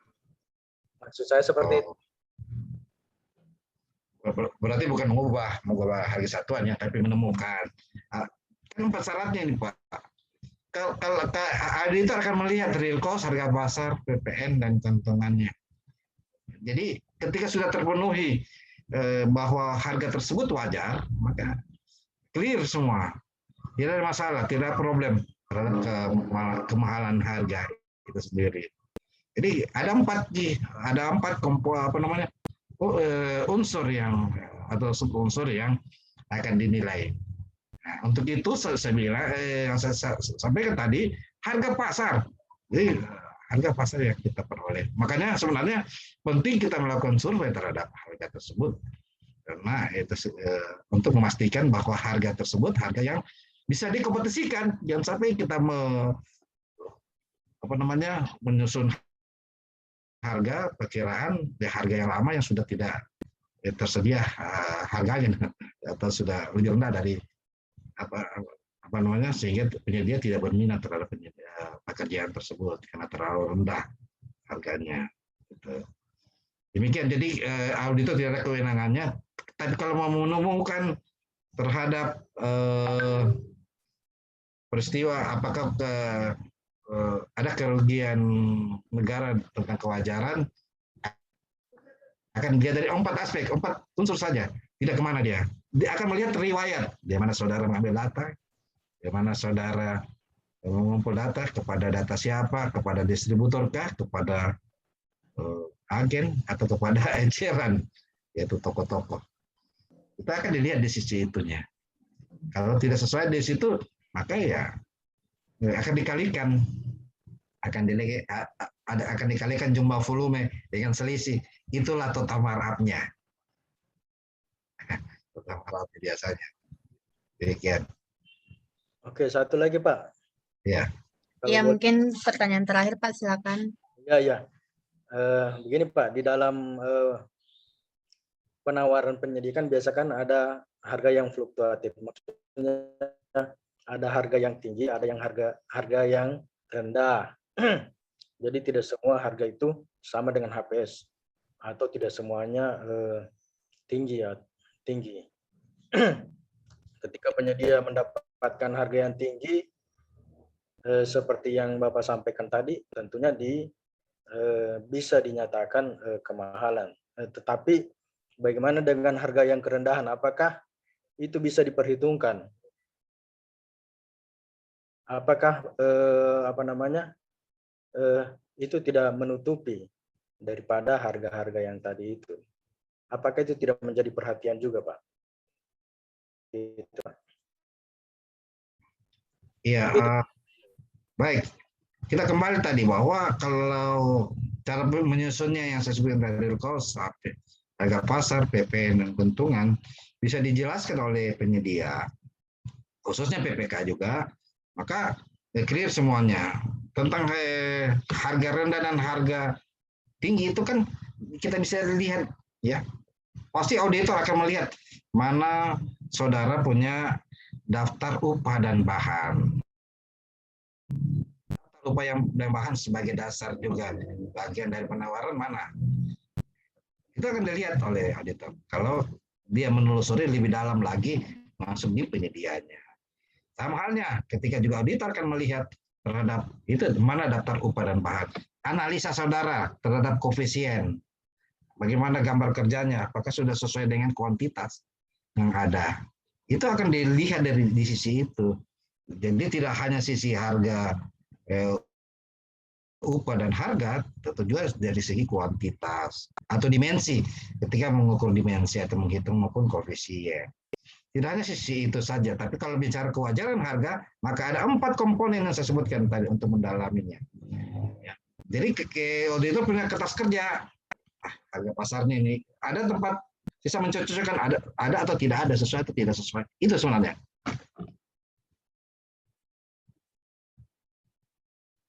Iya. Cukup Pak Lukman, terima kasih Pak. Semoga apa yang dijawab oleh narasumber kita dapat membantu Pak Lukman. Ya, baik. Selanjutnya Pak, kita ke Pak Juliman. Silakan Pak Juliman, selamat malam Pak.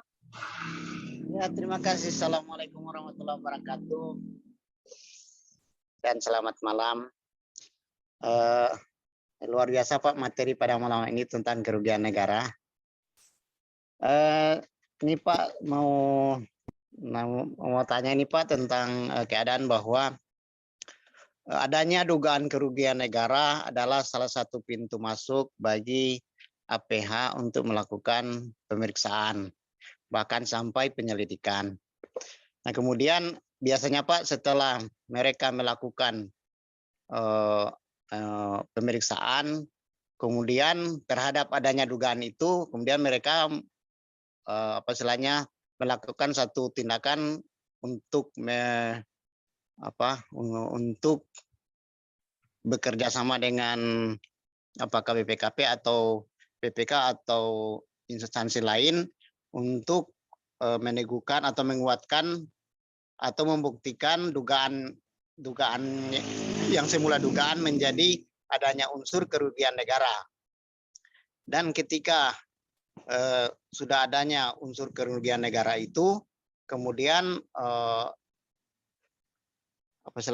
kasusnya dilanjutkan. Nah, sehubungan dengan materi yang Bapak sampaikan tadi bahwa memang salah satu terpenuhinya unsur itu adalah adanya kerugian negara. Sementara kan seperti yang disampaikan tadi bahwa sebenarnya setelah kerugian negaranya itu dikembalikan, maka kan mestinya tidak terpenuhi lagi unsur yang bisa menyebabkan sesuatu itu dilanjutkan, kasusnya dilanjutkan. Cuma Pak, biasanya Pak, APH itu berpedoman bahwa pengembalian terhadap kerugian negara itu tidak serta-merta kasusnya dapat dihentikan. Tidak menghentikan kasusnya, walaupun kerugian negara itu sudah dikembalikan.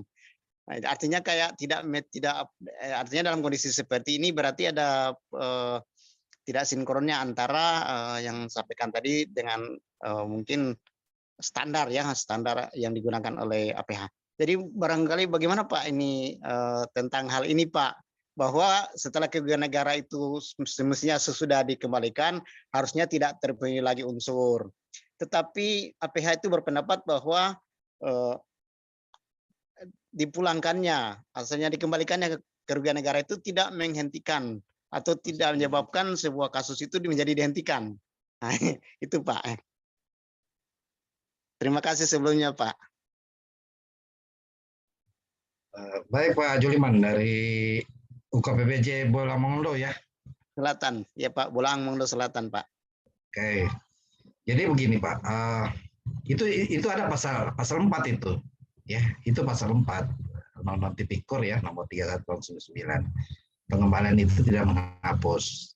Tapi kan sudah ada putusan MK sebenarnya bahwa kerugian itu harus ada akibat. Jadi saya kasih ilustrasi. Ya, Pak. Ada apa perbedaannya pencurian dengan pembunuhan? Orang mencuri ayam, ketika dikembalikan itu ayam tetap dihukum. Berarti yang dilarang bukan yang dihukum adalah bukan dia sudah kembalikan, tapi dia mencuri ayam. Satu. Itu disebut delik formil. Berarti perbuatannya yang dilarang gitu. Delik materialnya pembunuhan Pak. Ketika kita masuk pasal 338 KUH pidana Undang-Undang nomor 1 tahun 46 itu harus ada kematian dulu. Harus ada akibat dulu. Kalau kita memasukkan delik 338 gitu. Harus ada akibat kerugian dulu, harus ada pasti dan nyata jumlahnya. Itu Pak. Nah, kalau APH dia jadi kembalikan dulu. Pengembaliannya jadi APH, Pak. Pak Juliman jangan kembalikan di APH, kembalikan di kas daerah. Ketika ada rekomendasi APIP, balikin. Jangan kembalikan di APH. Kalau dikembalikan di APH, jadi BB, Pak. Barang bukti. Jadi BB, Pak. Kalau di APH sudah jadi BB, barang bukti. Jadi kembalikan di kas daerah. Jadi sifat salah satu unsur tidak terpenuhi, itu akan hilang tipikornya. Yang kedua, yang saya jelaskan tadi bahwa kenapa sih tentang pengadaan itu perdata? Di salah satu kontrak harus ditegaskan prestasi itu runtuhnya bangunan 100 kali kalau kita bangun. Jadi PPK 100 kali dia jatuh bangunan, dia patah itu jembatan, dia longsor itu talut atau beronjong, semua dikembalikan dengan kerugian pasal 1369 KUH Perdata, yaitu menggantikan biaya bangunannya, bukan mempidana gitu. Jadi intinya adalah kita semua di syarat-syarat khusus kontrak. Ketika ada kegagalan konstruksi, kegagalan bangunan ya, kegagalan konstruksi dan kegagalan bangunan, itu maka pilihannya kita menggunakan sarana 1369, yaitu menggantikan bangunan tersebut menjadi keadaan semula atau keadaan sebagian atau seluruhnya. Itu kita perkuat di perangkat syarat-syarat khusus kontrak supaya kita tidak dimasalahkan. Nah, kalau ada juga PH yang memasalahkan itu, mungkin jalan-jalan ke Kendari lah. Dilihatkan itu buku jatuh tentang itu, tentang salah-salah itu. Karena memang itu sudah regulasi Pak, sudah ketentuan. Katanya ada persinggungan keuangan negara, ya tetap kembalikan itu sendiri. Kalau sudah pengembalian selesai semua problem. Asal jangan kembalikan di APH ya, jangan kembalikan di APH. Itu jadi problem itu. Jadi BB jadi barang bukti. Demikian Pak Juliman. Ya, terima kasih Pak. Iya, baik. Terima kasih juga Pak Juliman. Baik, Pak Kurniawan, kita ke pertanyaan-pertanyaan yang ada di form chat. Di sini sudah ada Pak Syaiful A. Bertanya Pak, misal kalau dalam pelaksanaan pengadaan barang dan jasa barang elektronik, seperti AC dalam sebuah katalog tidak menyebutkan merek, apakah tidak menjadi masalah apabila penyedia membeli merek dagang yang tidak umum atau pasaran? Silakan Iya. Pak. Kalau dalam pengadaan barang dan jasa ini yang bisa menyebut merek cuma dua, yaitu e-katalog dan tender cepat atau cepat-cepat tender gitu. Jadi di tender cepat dengan di e-katalog. Jadi kalau di e-katalog bisa kita sebut merek Pak. Jadi kita bisa sebut merek di AC itu sendiri. Tidak apa-apa kita sebut merek atau di tender cepat ya. Kita bisa lakukan itu. Jadi apakah menjadi masalah ketika penyedia membeli merek? Tidak jadi masalah Pak ketika penyedia membeli merek di e-katalog. Tidak ada masalah. Itu sendiri menyebut merek, menyebut apa saja sesuai dengan nota pesanannya yang disampaikan dengan cara melakukan negosiasi. Jadi di e-katalog itu menyebut merek itu sangat benar Pak dilakukan, tidak masalah. Apakah tidak menjadi masalah menyebut merek atau membeli, tidak masalah di e-katalog kita sendiri. Yang tidak umum pokoknya di e-katalog semua tidak ada masalah. Mau mahal harganya, mau marah, tidak ada marah bisa. Jadi sudah difilterisasi oleh LKPP melalui tender vendor itu sendiri. Jadi semua berpindah ke LKPP. Kalau dia mahal, dia kemahalan di LKPP yang harus diperiksa, ya, bukan di para pengguna PPK atau pejabat pengadaan sendiri. Jadi boleh Pak disebut merek itu, dia belanja merek, tidak masalah.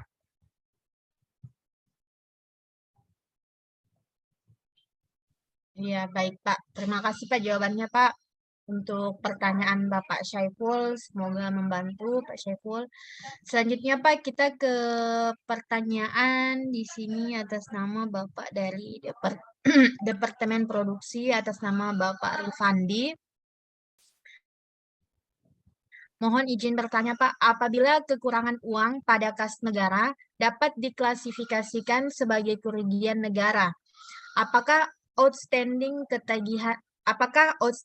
tagihan yang berlarut-larut dan piutang yang tidak tertagih pada BUMN atau yang notabene merupakan perusahaan milik negara dapat pula diklasifikasikan sebagai kerugian negara, dan apakah ada dasar untuk melegitimasi hal tersebut, Pak?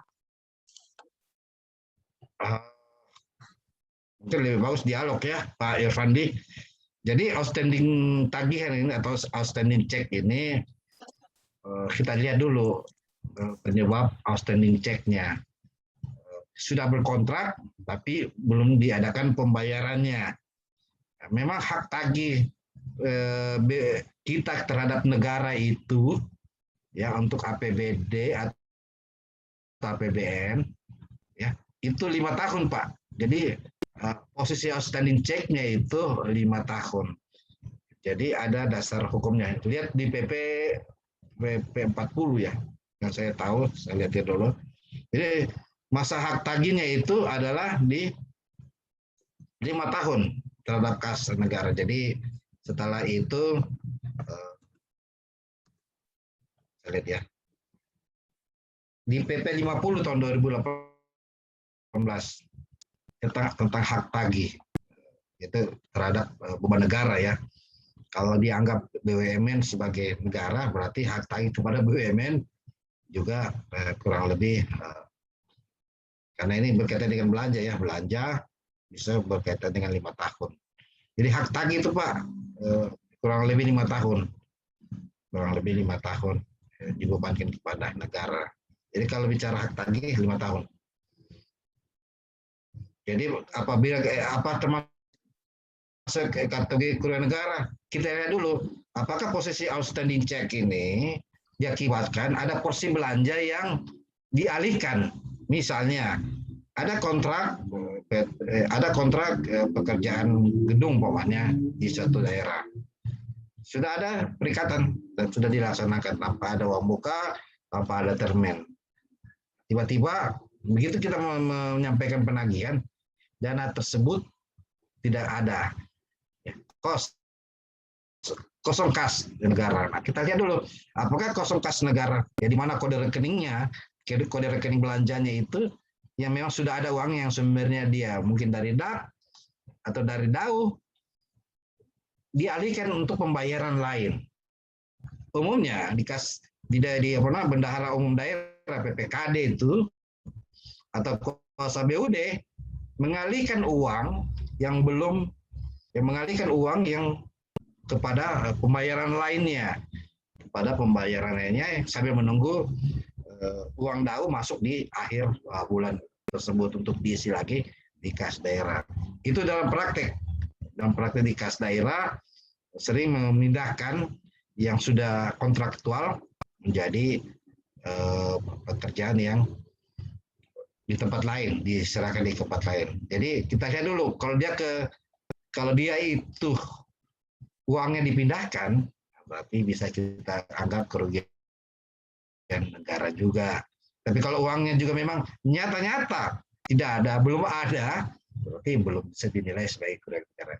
Jadi umumnya begitu Pak. Kalau di daerah BUD atau kuasa BUD, ya kuasa BUD itu kuasa bendahara umum daerah memindahkan yang tadinya sudah ada kontrak aktual bangunan gedung, dia pakai untuk bayar dulu bangunan jembatan atau jalan yang lebih dulu menagih, karena mungkin faktor defisit anggaran. Dilihat dulu Pak kasus posisinya.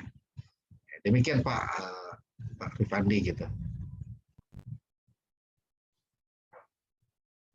Ya baik, terima kasih Pak. Itu untuk Pak Rifandi. Untuk Pak Rifandi mungkin bisa juga kalau ingin berdialog langsung dengan narasumber kita, silakan. Karena di sini sepertinya Pak Rifandi masih bergabung. Ya, jadi kurang lebih seperti itu Pak untuk Pak Rifandi jawaban dari narasumber kita. Untuk Bapak dan Ibu silakan jika masih ada yang ingin ditanyakan atau didiskusikan langsung bersama narasumber, silakan untuk raise hand mengenai dengan materi BIMTEK kita pada malam ini, yaitu membahas tentang kerugian negara. Kami juga sampaikan kembali bahwa kegiatan ini dilaksanakan selama 2 hari, hari ini dan ya Pak.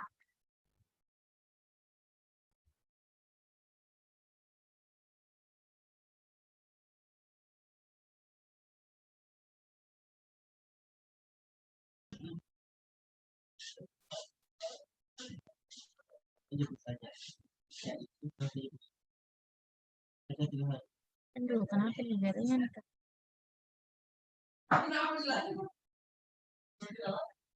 Ya, baik, mohon maaf. Jadi kegiatan BIMTEK ini kita lakukan selama mulai dari hari ini dan besok juga masih ada beberapa materi yang akan disampaikan oleh narasumber kita masih dengan tema yang sama, yaitu mengenai dengan kerugian negara.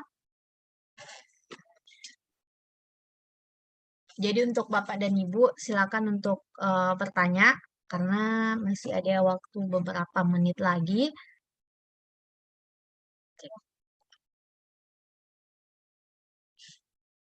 Tadi sudah ada beberapa materi yang sudah disampaikan oleh narasumber kita yaitu Pak Kurniawan mengenai dengan konsep kerugian negara, menurut hukum pidana, hukum administrasi, dan hukum perdata. Jadi ada pasal-pasal kerugian negara menurut hukum pidana, hukum administrasi, dan hukum perdata, dan ada tata cara perhitungan total loss dan net loss dalam pengadaan barang atau jasa pemerintah termasuk putusan pengadilannya.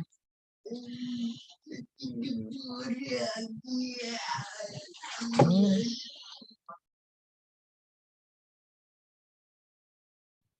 Mungkin cukup mungkin.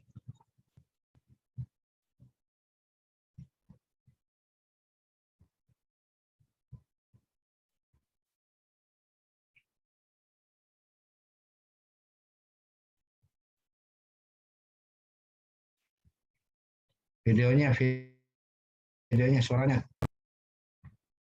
tidak kedengaran. ya Pak, mohon maaf. Ya, jadi mungkin kalau cukup, kalau sudah tidak ada yang ingin ditanyakan oleh Bapak dan Ibu, jadi itu tadi sesi diskusi atau sesi sharing session kita bersama peserta BIMTEK pada malam ini. Mungkin terakhir Pak Kurniawan ada closing statement-nya pada materi hari pertama ini. Silakan Pak. Baik, materi ini materi tentang harga yang wajar.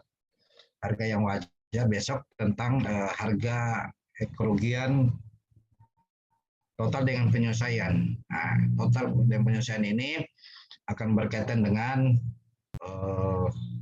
kontrak multi-years. Kontrak multi-years juga dengan total loss ya. Yang mana sih kategori total loss atau kerugian total, sehingga harus mengembalikan kerugian negara kurang lebih nilai anggaran yang sama. Nah, jadi nilai anggaran yang sama dibalikin lagi dengan berdasarkan total loss, termasuk juga kerugian negara dengan penyelesaian. Nah, ini yang paling penting, utamanya pekerjaan yang sifatnya multi-years. Karena di situ dimungkinkan ada penyelesaian harga di bulan ke-13. Nah, bagaimana caranya akan dilihat nanti tata cara perhitungan melihat sisi tersebut. Demikian yang bisa saya sajikan. Mohon maaf atas penjelasan yang dan kekurangannya. Kita akan berjumpa insya Allah besok malam di suasana saya berada di lingkungan BPKP. Kebetulan lagi pembentukan, lagi pelatihan audit di BPKP. Jadi mungkin malamnya kita buat lagi webinar dengan materi yang dua, yang paling penting dan sangat menunjang kita untuk mencegah melakukan mitigasi ataupun melakukan transfer risiko, atau mitigasi risiko dalam PBJ itu sendiri. Demikian yang bisa saya. Terima kasih Pak Farudin. Insya Allah kita dan teman-teman, insya Allah kita berjumpa besok. Kalau ada problem terhadap khususnya konsultan, ya harus diperbaiki. Utamanya konsultan itu sendiri ya. Kalau teman-teman yang lain itu di tempat saya banyak yang harus dikembalikan terhadap konsultan itu sendiri. Kalau konstruksi tidak masalah, ada orang-orang senior di tempat sini. Di ucapan billahi taufiq hidayah. Wassalamualaikum warahmatullahi wabarakatuh. Waalaikumsalam warahmatullahi wabarakatuh. Kami juga mengucapkan banyak terima kasih Pak atas pemaparan materinya di hari pertama BIMTEK ini. Untuk Bapak dan Ibu peserta yang bergabung hari ini, semoga besok kita masih dalam keadaan sehat walafiat, sehingga kita insya Allah akan bertemu besok di waktu yang sama dengan tema yang sama, dan besok akan dibahas mengenai dengan kerugian total dengan penyesuaian. Ya, kembali kami informasikan untuk Bapak dan Ibu yang ingin mendapatkan sertifikat dan rekor materi pada BIMTEK ini, silakan terlebih dahulu untuk melakukan registrasi, karena di akhir kegiatan akan kami upload di dalam website tersebut. Baik, kami dari panitia juga memohon maaf apabila ada kesalahan. Kami akhiri dengan ucapan wassalamualaikum warahmatullahi wabarakatuh dan selamat malam. Waalaikumsalam. Waalaikumsalam warahmatullahi wabarakatuh. Warahmatullahi wabarakatuh. Terima Terima kasih, Pak. kasih. Bagaimana Pak Uca, kabarnya Pak Hatta, Ya. Pak Ipul? Bisa aja Pak Hatta minum kopi. Pak Hatta semangat. Sehat-sehat Pak Hatta. Pak Hatta semangat.